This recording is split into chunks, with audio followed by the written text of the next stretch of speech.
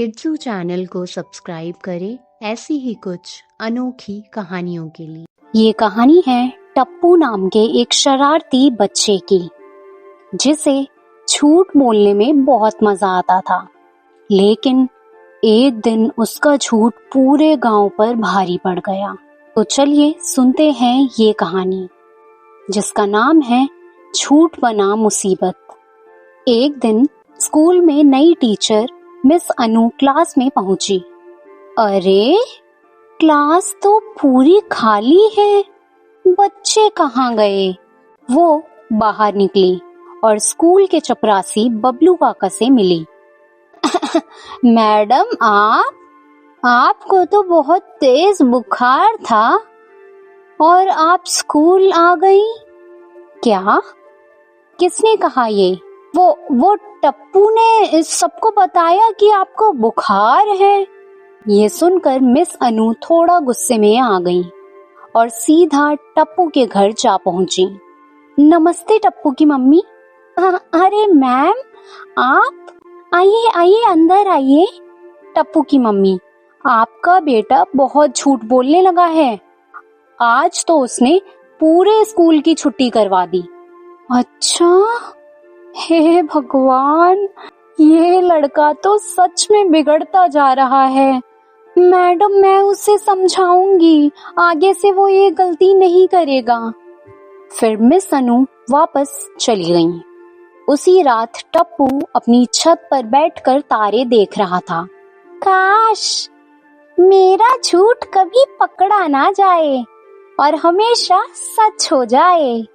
अचानक एक तारा टूटा और अगली सुबह टप्पू ने फिर से मजाक किया।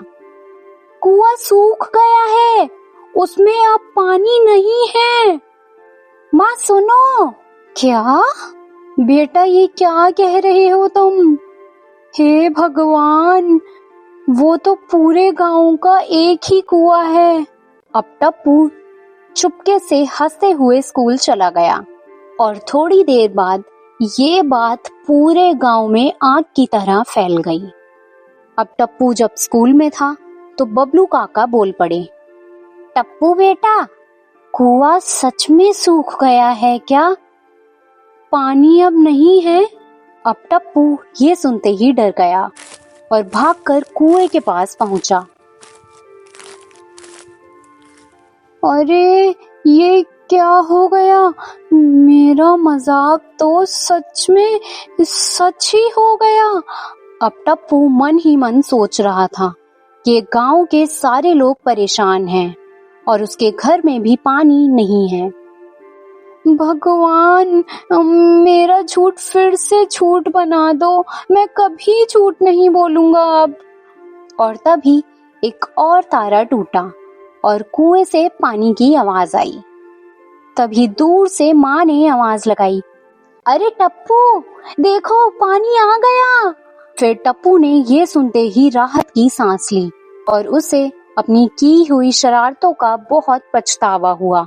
और उसी दिन से उसने ठान लिया कि अब वो कभी भी झूठ नहीं बोलेगा। तो इस कहानी से हमें सीख मिलती है कि झूठ बोलकर लोगों को मजा तो आता है, लेकिन जब वो सच बन जाए तो सिर्फ नुकसान ही होता है। तो हमेशा सच बोलो। क्या आपने कभी सुना है एक ऐसी चिड़िया बहू के बारे में तो बिना रसमलाई खाए एक दिन भी नहीं रह सकती? लेकिन एक दिन उसके साथ कुछ ऐसा हुआ कि उसने रसमलाई खाना छोड़ दी। तो आइए सुनते हैं आज की कहानी, जिसका नाम है रसमलाई वाली चिड़िया बहू। गप्पू कबूतर अपनी माँ बिंदु चिड़िया के साथ एक पेड़ की डाल पर रहता था। एक दिन वो उड़ते उड़ते मिठाई की दुकान के पास से गुजरा तो उसकी नजर एक चिड़िया पर पड़ी, जो बड़े मजे से रसमलाई खा रही थी। चिड़िया का नाम था लाली। गप्पू ने मुस्कुराते हुए पूछा, अरे लाली, लगता है रसमलाई तुम्हें बहुत पसंद है। रसमलाई तो मेरी कमजोरी है, मैं तो रोज रसमलाई खा सकती हूँ।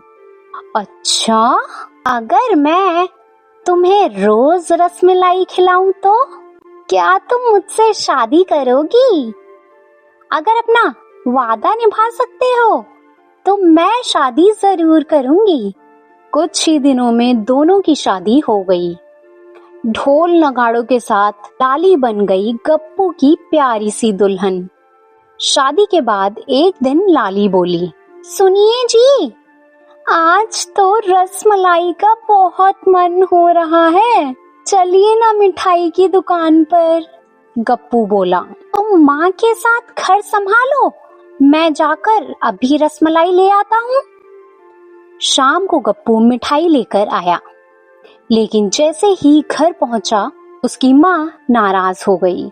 ये क्या उठा लाए हो, रोज रोज मिठाई, बहू को बिगाड़ेगा क्या? पीछे से लाली बहू आई और बोली, अरे माँ जी, ये तो आपके बेटे ने किया वादा था और वादा तो निभाना चाहिए ना। बिंदु माँ चुप रही और लाली पूरी रसमलाई मजे से चट कर गई। फिर अगले दिन बहुत तेज बारिश हो रही थी। गप्पू रसमलाई लाने बाजार गया, पर मिठाई की दुकानें बंद थी और वो खाली हाथ लौटकर वापस आ गया। ये सुनते ही लाली चिढ़ गई। जरूर माँ जी ने ही मना किया होगा, तुम मेरी आदत छुड़वाना चाहते हो। मैं तो खुद बाजार चली जाऊंगी, समझे? गप्पू ने लाली को बहुत समझाया, पर लाली ने गप्पू की एक ना सुनी और फुर्र से उड़कर बाहर चली गई। कुछ देर बीतने के बाद लाली उड़ती हुई वापस आई और वो बहुत तेज रो रही थी और चिल्ला रही थी, हाय हाय, रसमलाई ने तो पेट में बम रख दिया, बहुत दर्द हो रहा है। गप्पू बोला, मैंने मना किया था ना कि अभी मत जाओ। और तभी गुस्से में बिंदु माँ भी बोल पड़ी, अब समझ में आया, अब कभी भी रसमलाई मत खाना। लाली ने रोते हुए कहा, माँ जी माफ कर दो, अब कभी जिद नहीं करूंगी। फिर बिंदु माँ ने प्यार से दवाई दी और लाली को राहत मिली और उसके बाद वो सचमुच समझदार बन गई। तो इस कहानी से हमें सीख मिलती है कि जो चीज हमें बहुत पसंद होती है, अगर वो भी जरूरत से ज्यादा हो जाए तो मिठाई भी कड़वी बन सकती है।